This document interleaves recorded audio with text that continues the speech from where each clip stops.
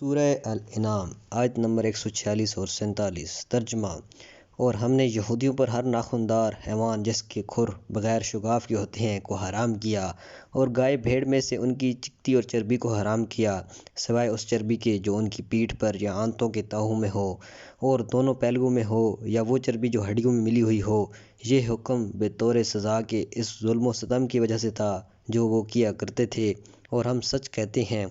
اگر یہ تیری تکذیب کریں اور ان حقائق کو نہ مانیں تو ان سے کہہ دو کہ تمہارا پروردگار بڑی رحمت والا ہے، لیکن اس کے باوجود مجرموں میں سے اس کی سزا دور ہونے والی نہیں۔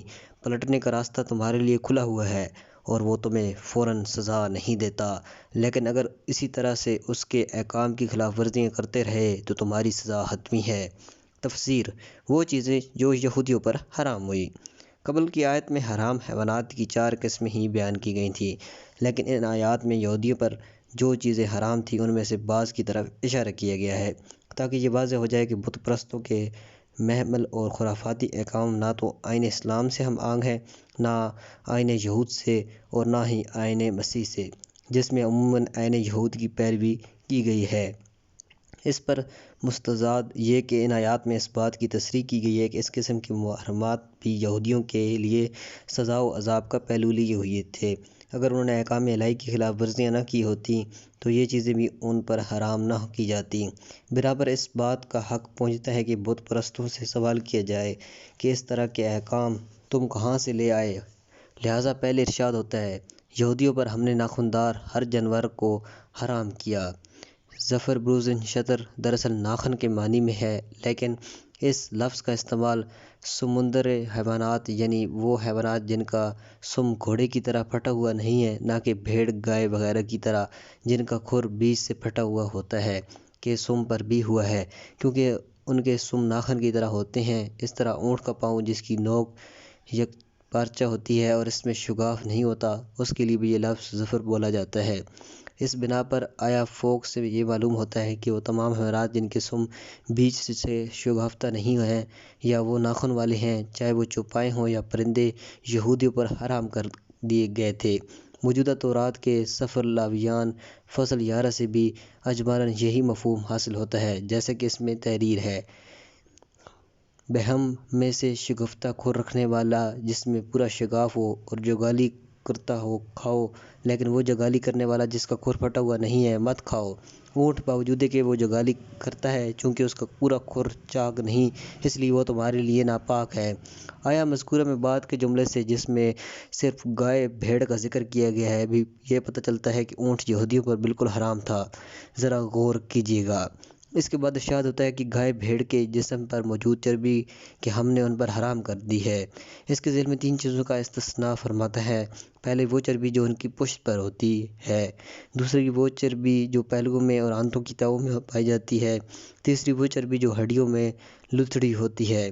لیکن آیت کے آخر میں اس بات کی تصریح ہے کہ یہ چیزیں یہودیوں پر در حقیقت حرام نہ تھیں، لیکن چونکہ وہ ظلم و ستم کرتے تھے اس لیے بحکم خدا وہ اس طرح کے گوشت اور چربی سے محروم کر دیے گئے جسے وہ پسند کرتے تھے۔ تاکید کے لیے اضافہ فرماتا ہے، یہ ایک حقیقت ہے اور ہم سچ کہتے ہیں۔ چند اہم نکات۔ نمبر 1، بنی اسرائیل نے وہ کیا ظلم و ستم کیے تھے جن کی سزا میں اللہ نے اپنی بعض ایسی نعمتیں جو انہیں پسند تھیں ان پر حرام کر دی تھیں۔ مفسرین کے درمیان اس بارے میں ایک بحث ہے، لیکن سورہ نساء کی آیت نمبر 160 اور 161 سے جو ظاہر ہوتا ہے یہ ہے کہ اس تحریم کا باعث چند امور تھے۔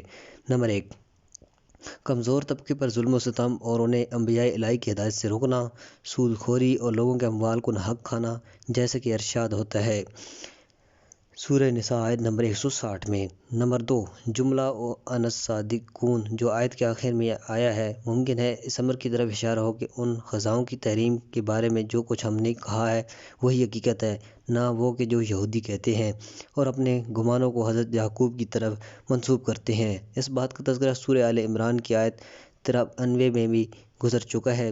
حضرت یعقوب نے انہیں ان چیزوں کے حرام ہونے کا حکم ہرگز نہیں دیا تھا، بلکہ ایک تہمت ہے جو یہودی ان پر لگاتے ہیں۔